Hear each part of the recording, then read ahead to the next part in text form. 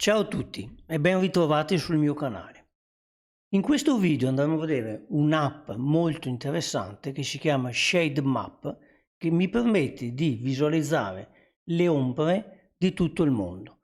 Io ho la possibilità di localizzare una città, un paese di un determinato giorno e una determinata ora e quindi visualizzare la relativa ombra che ho in quel momento. Facciamo subito un esempio. Questa qua è la videata principale, perché vedremo tre modalità per visualizzare e consultare questo sito. Io mi posiziono su una città, in questo caso vado a Verona, ok, vado in centro Verona, questo è il giorno, in questo caso oggi, queste sono le 6 della mattina. Vedete che se io mi sposto, quindi 6 della mattina ho buio, tutt'ombra, io mi posiziono, mi compare il sole e queste macchie grigie ovviamente sono le zone d'ombra. Quindi vado avanti con i miei orari fino alla sera e a un certo punto, circa verso le 20, vedete, cominciano a riapparire le zone d'ombra fino a che ho tutto completamente scuro. E posso scegliere, come dicevo, anche il giorno, quindi magari andiamo su un'altra zona, non so, sul lago di Garda, posiziono sulla punta qui di riva del Garda, vado a scegliere ad esempio un giorno di novembre, ok, eccolo qua, quindi sono adesso al 16 novembre, controllo sempre il discorso dell'orario, vedete che quindi l'alba, vedo le ombreggiature che mi sono prodotte in questo caso dalle montagne e anche qui vado verso sera e poi ecco qui. Torniamo un attimo su un centro urbano, non so, facciamo in questo caso Milano e volevo far vedere gli altri comandi. Quindi possibilità di scegliere il giorno, l'orario, posso anche visualizzare la mappa in 3D, infatti così vedete, in questo caso, eccolo qua, scelgo la parte 3D, come vedete ho la possibilità anche di avere le ombreggiature sul 3D. Poi ho la possibilità di cambiare lo sfondo, quindi ritorniamo il 2D, invece di avere una base, diciamo, mappa, ho una base satellitare. Personalmente preferisco sicuramente l'outdoor. Quindi anche in questo caso col grigio vedrò in centro Milano la varia ombreggiatura. Poi come comandi ho la possibilità di caricarmi un GPX, quindi faccio un upload di un file, vediamo GPX, questo qua un mio file di un percorso, in questo caso vedrò in questa zona l'ombra che avrò in questo percorso, come vedete, eccolo qua. Ecco qui.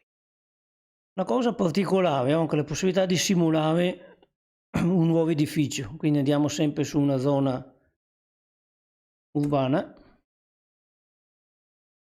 ad esempio vado uno spazio, questo qui, ecco qui, io posso anche disegnare un edificio, ovviamente lo sto facendo in maniera molto casuale, dare un'altezza, non so, 20 metri e avrò già direttamente, vedete, l'ombra. Se metto in 3D, eccola qua, ho già l'ombra del nuovo edificio che ho fatto, eccolo qua.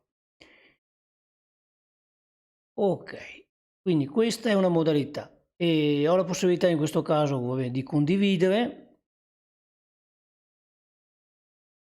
di condividere, cambiare impostazione e anche di salvare l'ombreggiatore con file geotiff che può servirmi per programmi ad esempio GIS. Bene, adesso andiamo a vedere una seconda modalità che la troviamo in questo caso come chiamata Shade Profile. Ecco qui. Qui mi ha già caricato in automatico il programma una simulazione di un file GPX. Questo qua la differenza è che io in poche parole, vedete, il giallo è tutta la parte, diciamo, luce, sole, mentre il nero è la parte ombra. Quindi ho in orizzontale i metri, le miglia del mio percorso, mentre in verticale ho l'ora. Quindi se io voglio posizionarmi in questo punto qua e capire quando ho l'ombra, mi metto circa qua, vedete, salendo ho proprio il passaggio dell'ombra in questa zona qua. Come dicevo, anche qui potete scegliere la data, caricarvi il vostro file GPX. Poi, come terza possibilità, ho il GPX Replay. In questo caso, anche qui ho un file di esempio, vedete, che automaticamente posso caricarmelo. Ecco, in questo caso qua il GPX deve avere i marcatori del tempo, vedete che effettivamente qui abbiamo il GPX col suo orario di partenza. In questo caso io posso fare una cosa, vedete, manuale, quindi in base a come mi sposto vedremo automaticamente, mi allontano un po', vedremo la zona d'ombra.